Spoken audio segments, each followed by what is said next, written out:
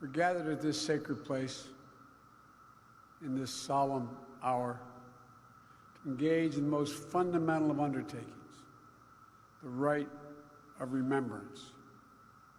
We remember those who gave their all in the service of America, in the service of freedom, in the service of justice. We remember their sacrifice, their valor, and their grace. Remember their smiles, their loves, their laughter, their essential, vibrant, and transcendent humanity. For while we stand amid monuments of stone, we must never forget that each of these markers, for those known and unknown here at Arlington and far beyond, represent a precious life, a son, a daughter, a mother, a spouse, a brother, a sister, a friend, a neighbor. To those who mourn a loved one today, Jill and I have some idea how you're feeling. Our losses are not the same, but that black hole you feel in your chest as if it's going to suck you into it, we get. I know the incredible pride you felt seeing your loved one wear the uniform of our country, and the pride they felt wearing it. Our son Beau's service in the Delaware Army National Guard Unit, the year he spent deployed in Iraq, was one of the things that he was most proud of in life. Yesterday marked the anniversary of his death, and it's a hard time of year for me and our family, just like it is for so many of you. It can hurt to remember, but the hurt is how we feel and how we heal. I always feel Beau close to me on Memorial Day. I know exactly where I need to be, right here, honoring our fallen heroes. Because through pain and anguish of his loss, I remember the pride on his face the day I penned those bars on his shoulders.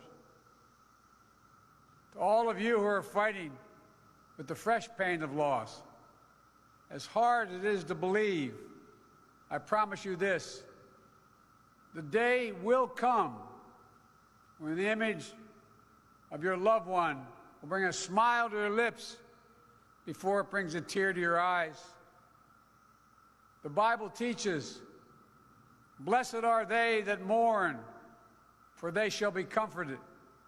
That comfort, that reassurance can be a long time in coming, but it will come, I promise you. And my prayer for all of you is that that day will come sooner rather than later. We all know Memorial Day origins lie in the wake of the Civil War, a war for the freedom of all, a war for union, a war for liberty, and for the preservation of the Constitution. In calling for such a day, General John Logan, commander of the Grand Army of the Republic, issued General Order Number 11. He directed the nation set aside a day to honor, and I quote, "those who died in defense of their country during the late rebellion and whose bodies now lie in almost every city, village, and hamlet, churchyard throughout the land." And so we have, and so we do again today in our time.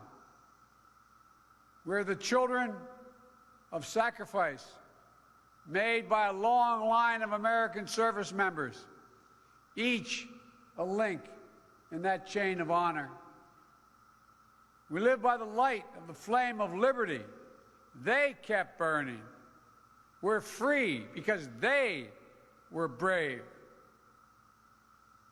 Here on these gentle rolling green hills and across America and around the globe lie buried the heroes of the greatest experiment the world has ever known, ever seen.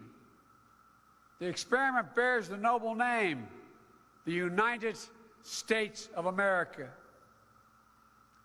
Women and men, all those we honor today, gave their lives for their country, but they live forever in our hearts, forever proud, forever honorable, forever American.